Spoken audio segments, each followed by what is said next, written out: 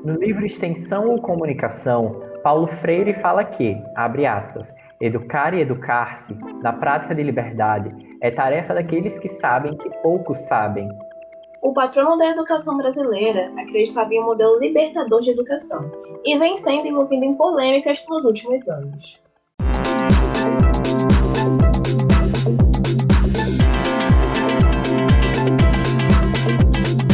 Quando falamos de educação como direito universal, muitas vezes esquecemos das crianças e jovens que não podem frequentar uma escola.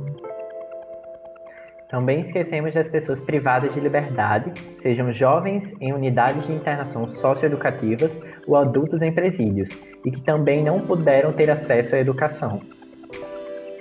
O programa de hoje fala da educação libertadora para pessoas que perderam a liberdade. É hora de saber ciência.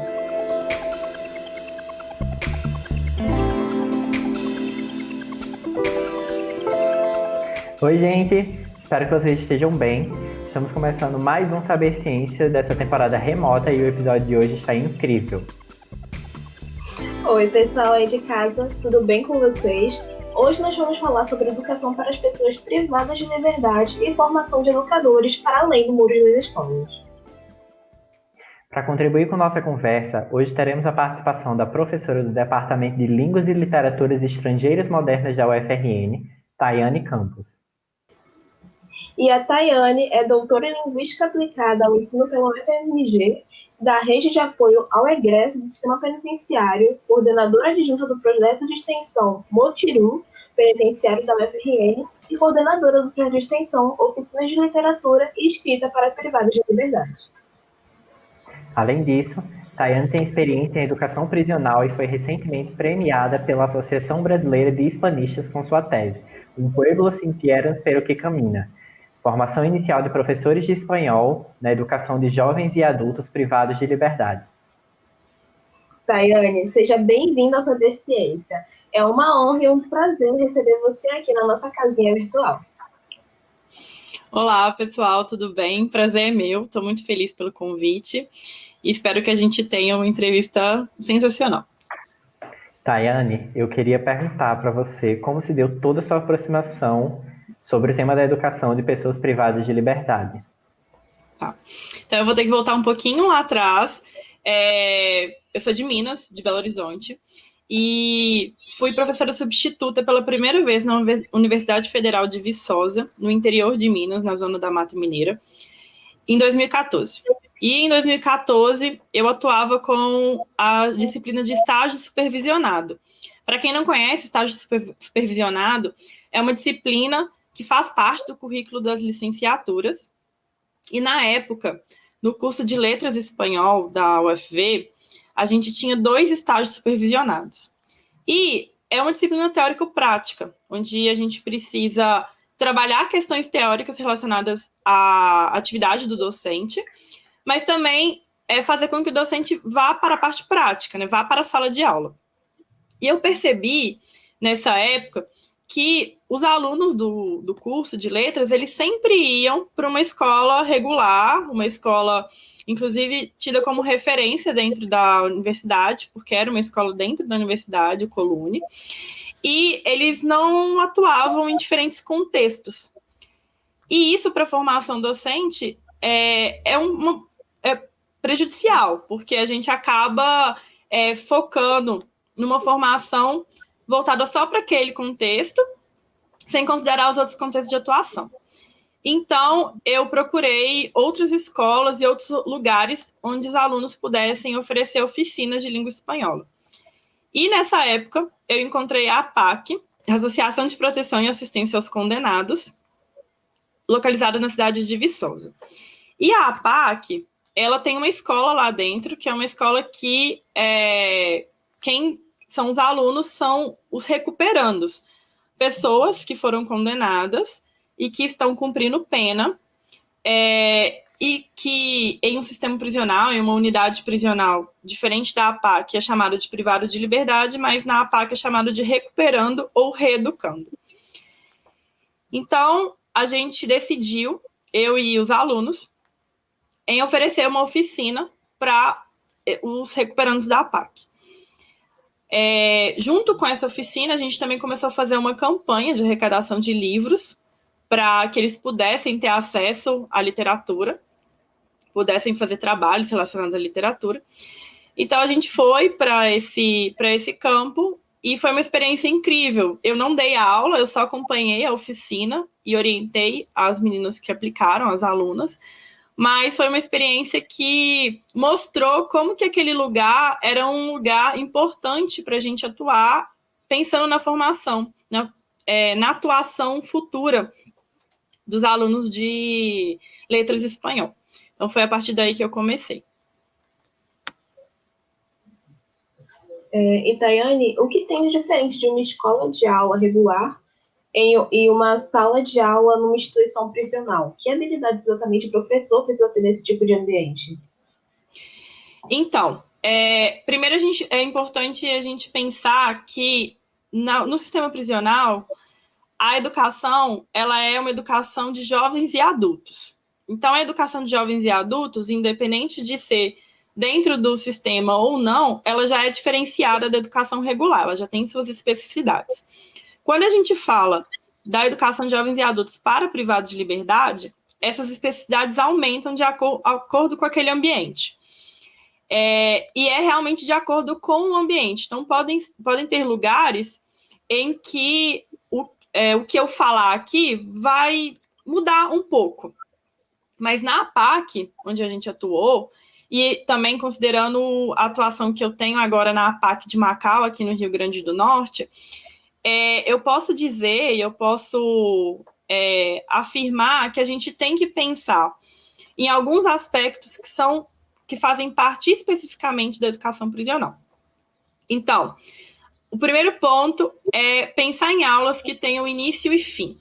Geralmente, o professor, na escola regular, ele pode virar e falar: na semana que vem a gente vai continuar essa temática que a gente começou hoje, ou na semana que vem nós vamos estudar determinado tema. E isso não pode acontecer no sistema prisional. A gente tem que começar aquele tema e a gente tem que terminar ele, porque como é um sistema muito instável, não sabemos se semana que vem aquele aluno vai estar lá ou se vai ter aula, se a gente vai poder entrar dentro do sistema. Então, isso vai fazer com que a gente programe as aulas para esse início e fim. Além disso, a gente não pode contar com o apoio tecnológico. Computador, data show, internet, isso não é possível no sistema, né? A gente não tem acesso a isso. Então, pensando especificamente no professor de língua estrangeira, isso é um desafio até, porque a gente está muito acostumado a fazer buscas de vocabulário, de expressões, de dúvidas que os alunos querem saber relacionada à língua. A gente sempre vai para a internet para buscar algo. E no ambiente prisional a gente não pode fazer isso. A gente tem que fazer uso do material que temos. Então, volta ao uso dos dicionários, né, como de formato físico mesmo, ou de livros didáticos, ou de livros especializados com a temática, para que eles possam ter acesso ao material impresso. A metodologia também ela acaba sendo diferente, porque a gente não faz uso de um data show, então o quadro ele volta a ser uma referência para a gente, os cartazes. Na APAC, especificamente, a gente até usava alguns vídeos que já iam previamente baixados no computador, e como eram poucos alunos, eles conseguiam se reunir um pouquinho mais perto para ver o vídeo, mas o objetivo não era ficar limitado à tecnologia digital. Além disso, tem a questão religiosa, que é uma questão que não pode ser desvalorizada dentro da sala de aula. Muitos dos recuperandos, eles estão ligados a uma religião, né? Eles colocam a religião como algo realmente que faz parte da vida deles, é uma presença, e acontecia de alunos irem para a aula com a Bíblia na mão, ou falarem, citarem, fazer alguma citação bíblica, ou pedirem música gospel em espanhol. Então, a gente tinha que ter um respeito em relação àquele pedido e uma acolhida. Então, quando eles pediam essas músicas, a gente levava e a gente conversava sobre as músicas, sobre os aspectos religiosos, coisas que tocavam eles, porque desconsiderar isso seria uma forma de não acolhimento com relação aos recuperandos, e não era a relação que a gente queria construir com eles. A Lei 7.210 de 84, a Lei de Execuções Penais, fala da assistência não só a quem está preso atualmente, mas também dos egressos, que é quem saiu recentemente da prisão. E fala da assistência na questão da saúde, principalmente da educação, com a instrução escolar e formação profissional. O que eu quero saber é como o Rio Grande do Norte está lidando para fornecer a educação para esses egressos e para quem está atualmente no contexto do sistema prisional. Então, muito importante essa pergunta, Leônidas. Cada estado acaba tendo políticas diferentes relacionadas ao sistema prisional, considerando vários aspectos, né? Evidentemente, a realidade daquele estado com relação à quantidade de pessoas privadas de liberdade, ou a quantidade de egressos, a quantidade de penitenciárias e outros fatores mais. Atualmente, o estado do Rio Grande do Norte, a meu ver, vive um ponto muito positivo com relação à educação prisional, porque nós estamos construindo o Plano Estadual de Educação para pessoas privadas de liberdade e egressas do sistema prisional. E esse plano, ele está sendo construído, ele está sendo desenhado a partir de discussões, intensas discussões, com pessoas de diferentes frentes. Então, não só a SEAP, que é responsável pela elaboração desse plano junto com a Secretaria de Educação do Estado, mas outros órgãos também têm participado dessas discussões. Então, a gente tem a participação de ONGs, de projetos que atuam no sistema prisional, de professores do IF e da UFRN, dos projetos, aí no caso, né, eu represento o Mutirum Penitenciário.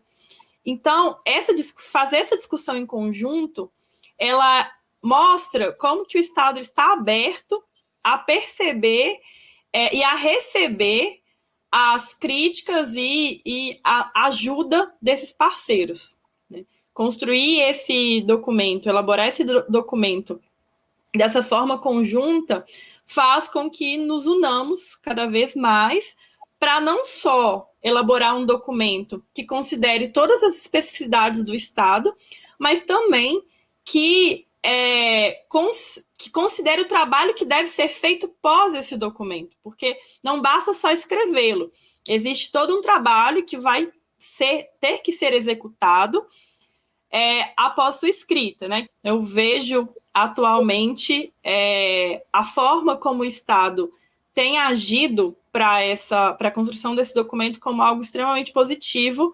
para que a gente possa alcançar não só os privados de liberdade, mas também os egressos com relação à educação. Tayane, esse trabalho que vocês estão fazendo é muito importante e muito essencial.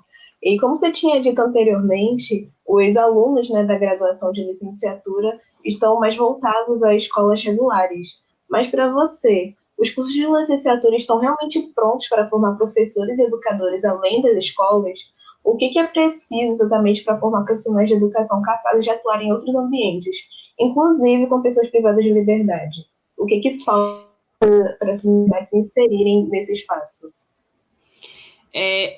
A primeira crítica que eu faço em relação à realidade que a gente vive para atingirmos outros espaços que não seja só a escola regular a própria atuação do professor na universidade. Eu acho que é importante que o professor ele vá para a sala de aula, não a sala de aula do ensino superior, mas a sala de aula do ensino regular ou da educação de jovens e adultos, ou os privados de liberdade, educação no campo. O professor da universidade ele precisa conhecer a realidade, né? Eu sei que a gente tem o PIBID e o Residência Pedagógica, que são referências de atuação nas escolas, e que os coordenadores, tanto do PIBID quanto do Residência Pedagógica, são pessoas realmente ativas que conhecem a realidade da educação no Brasil, mas essa não é uma realidade de todos os professores dos cursos de licenciatura. Então, a gente tem aquele professor que assume a coordenação do PIBID, do residência, e outros professores que fazem parte do corpo docente que nunca entraram numa escola, nunca viram como que é realmente o trabalho da escola regular ou de escolas que têm as suas especificidades, como o caso da educação prisional, né, uma escola de educação prisional. Então, eu acho que é importante que o professor ele saia dessa zona de conforto e ele vá atuar, ele vá realmente ver como que funciona, quais são as especificidades daquele campo. No meu projeto, antes de colocar as minhas alunas para atuarem, antes de deixar elas dando aula sem a minha presença, eu fui para a sala de aula. Eu fui entender como que era dar aula para os recuperandos. Porque se eu não tivesse um conhecimento disso, eu não podia trabalhar as especificidades daquele lugar. Eu não podia dar as orientações para aquela aula. Isso é muito importante. Falando especificamente do curso de Letras e Espanhol, que é onde eu atuo, e das universidades onde eu atuei, né, na UFMG, onde eu fiz minha graduação, meu mestrado e meu doutorado, na UFV, onde eu fui professora substituta por 3 anos, e na UFRN, onde eu atuo atualmente, eu acho que é importante que outros professores, eles percebam que existem outros campos de atuação que não sejam apenas a escola regular. A educação de jovens e adultos, infelizmente, ela ainda é muito esquecida. Eu vejo que os cursos de pedagogia, eles se dedicam mais a trabalhar com a educação de jovens e adultos, a atuar na educação de jovens e adultos. Mas isso não deve ser algo limitado apenas à pedagogia. A gente tem que ter outros projetos e outras ações voltadas, né, de outros cursos da licenciatura, voltados para a educação de jovens e adultos, para trabalhar essas especificidades. Eu tenho colegas da graduação que graduaram junto comigo, que nunca tinham escutado falar em educação prisional e que foram atuar, encontraram como campo de trabalho a atuação no sistema prisional. A maioria dos professores que trabalhavam na APAC, que eram do Estado, eram professores do Estado, nunca tinham, a maioria não, na verdade, nenhum deles tinha entrado no sistema prisional antes de serem designados pelo Estado. Eles nunca tinham tido nada, nenhuma formação específica para isso. Eles começaram a ter essa formação a partir do momento que eles entraram, que é, inclusive, o que o plano educacional agora do Rio Grande do Norte quer mudar. O plano, ele quer pensar numa formação do professor já antes dele ir para o campo. Então, isso é muito importante para que a gente consiga não ter surpresas, não ter um retrabalho, né? É como se o professor ele fosse atuar naquele ambiente e ele tivesse que ter uma formação novamente. Então, é muito importante a gente abrir esses espaços.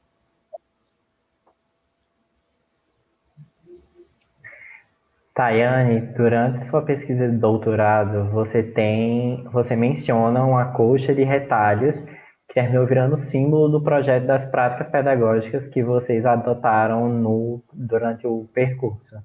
Eu queria que você contasse essa história pra gente, sim, dessa colcha de retalhos. Essa colcha ela surgiu a partir de uma atividade que a gente fez com os poemas do chileno Pablo Neruda. E a gente levou odes para os meninos lerem. Para quem não sabe, odes são poemas que se dedicam a elogiar algo ou alguém. E aí as odes do Pablo Neruda, ele tem várias odes, a gente levou a ode à cebola e a ode ao tomate, que elogiavam, faziam um elogio à comida. E comida é uma temática muito... comida é uma temática que os meninos na PAC, eles gostam muito de falar sobre comida. Alguns deles cozinham, inclusive tem como atividade cozinhar para os outros recuperandos também. Então, a gente levou essas odes, trabalhou aspectos, né, do texto, aspectos linguísticos também, e depois a gente pediu para eles fazerem as odes deles, temáticas, uma ode sobre o bolo, que era o bolo do seu Milton, que era um dos cozinheiros da APAC, também recuperando. Fez a ode à picanha, lembrando, né, que é algo que eles não comem há muito tempo, desde que entraram no sistema. Ode à cerveja, ode à mulher, uma ode que apareceu 2 vezes, foi a ode à liberdade. Então, 2 recuperandos fizeram textos para falar da falta que sentia da liberdade, da valorização da liberdade.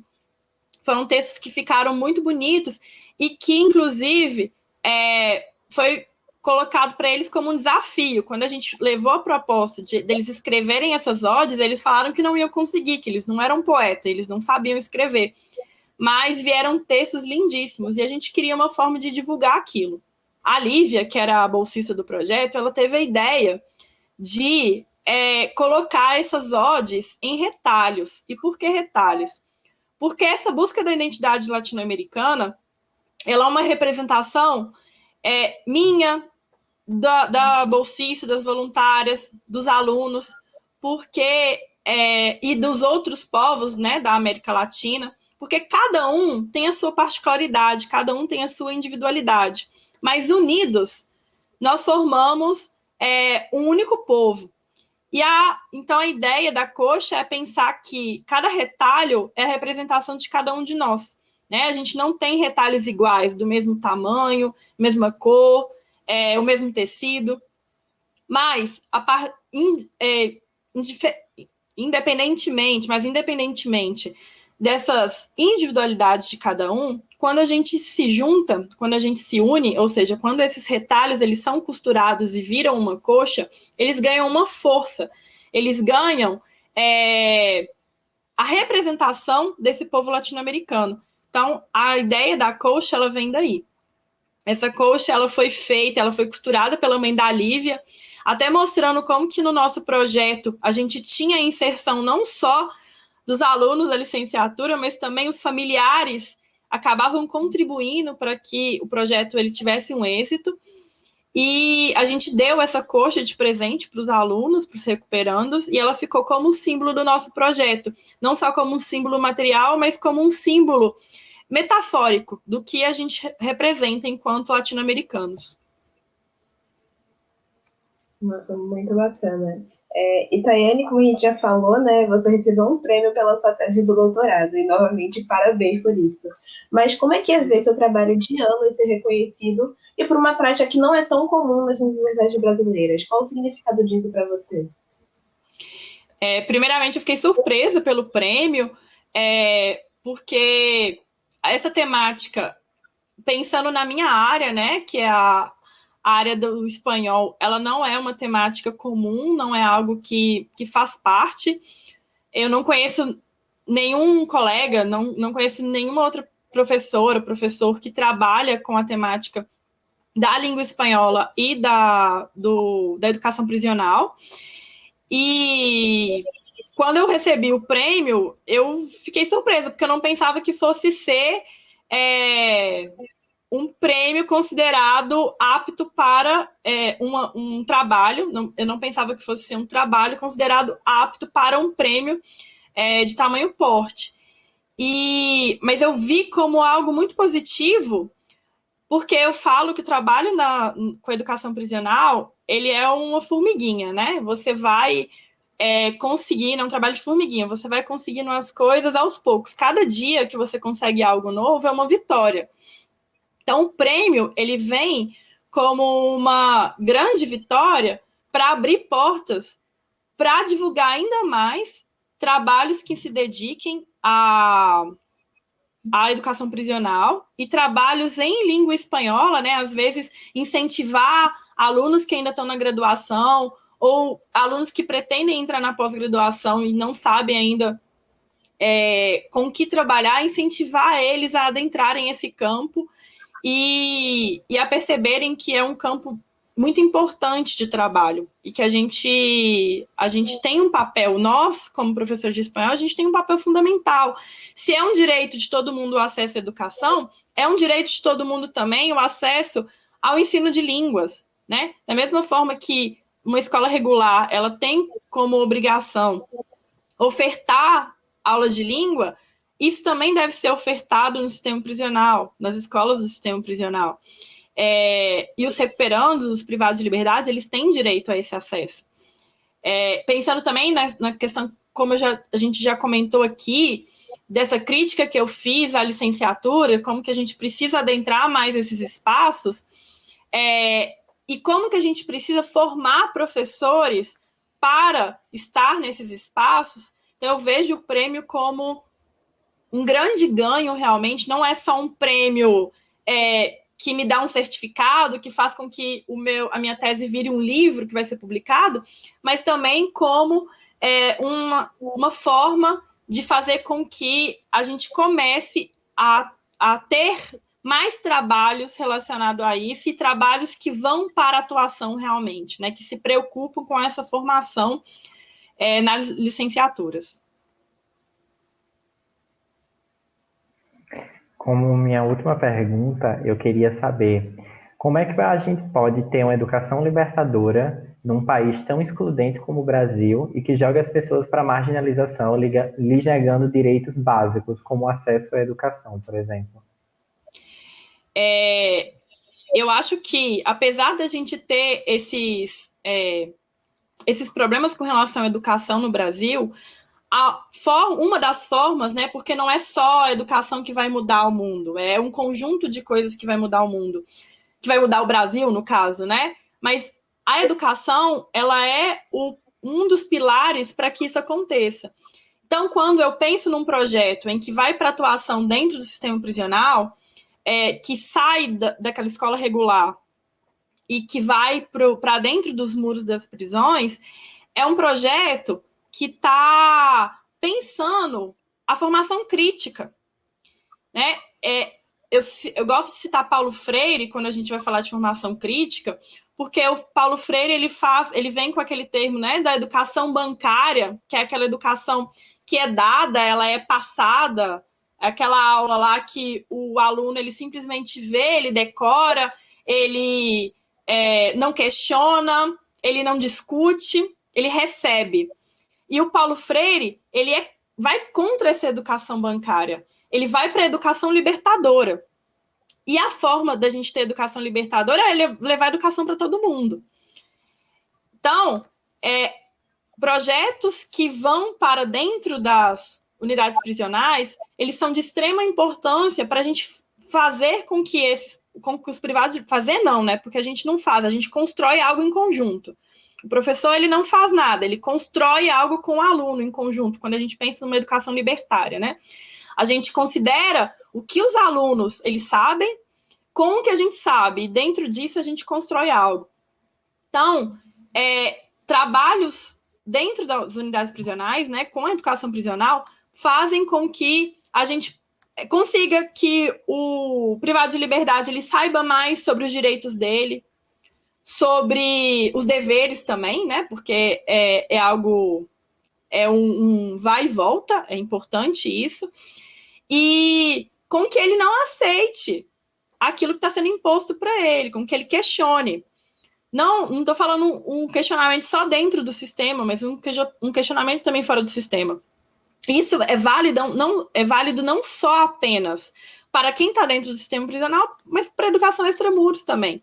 Precisamos formar pessoas mais críticas, pessoas que reflitam sobre quem está sendo colocado no poder, sobre que questionam e que cobrem dos políticos o que está sendo feito, que cobrem de fato, não numa cobrança individual, mas numa cobrança coletiva, né? Pensando no coletivo. Eu vejo como essa forma da gente tentar ir para uma política de educação menos excludente. É um caminho árduo, é um caminho muito difícil, mas é um caminho que eu acredito, porque se eu não acreditasse, eu não estaria nele. E eu acho que é isso. Exatamente, professora. E eu gostaria de agradecer, o nosso episódio vai chegando ao fim, eu gostaria de agradecer a você, Tayane Campos, que é professora do Departamento de Línguas e Literaturas Estrangeiras Modernas aqui da UFRN, por uma conversa tão rica e tão importante. Eu que agradeço. e eu vejo como algo muito positivo vocês terem me chamado. É uma forma de mostrar o trabalho que a gente faz, né? E aí eu vou levantar a bandeira aqui do meu projeto querido, que é o projeto de extensão Mutirão Penitenciário. Divulgar, para quem não segue a gente, só buscar no Instagram, Mutirão Penitenciário, e lá estão todas as informações sobre os trabalhos que a gente faz. Nós somos um projeto extremamente ativo, mesmo com a pandemia, mesmo com o isolamento, a gente continua atuando na APAC em Macau, fazendo vários trabalhos, não só na APAC em Macau, mas fazendo trabalhos que vão contribuir para a educação prisional no Estado. E eu agradeço muito o espaço de poder divulgar esse trabalho. E se vocês quiserem conhecer um pouco mais do que a gente faz, é só entrar em contato, que iremos tirar todas as dúvidas e receber pessoas que queiram contribuir com a gente. Isso. Muito obrigada. Este episódio termina por aqui, mas o Saber Ciência continua no canal do YouTube da TVU-RN. Então é só curtir, compartilhar e ativar o sininho para saber sempre que tiver novidades. Você também pode acompanhar a gente na sua plataforma de podcast preferida. Basta buscar por Saber Ciência, receber alertas sempre que tiver episódio novo e ouvir os nossos episódios na hora que você quiser. E olha, as nossas redes sociais estão abertas para você. Então você pode mandar um comentário no nosso Instagram. O meu é @aime.u.deus. O meu é @carvalholeo_. Aproveite para seguir nossos parceiros de projeto Sala de Ciência no Twitter e Instagram. É o @SCIUFRN. E a gente espera você na próxima edição do Saber Ciência. Tchau! Tchau!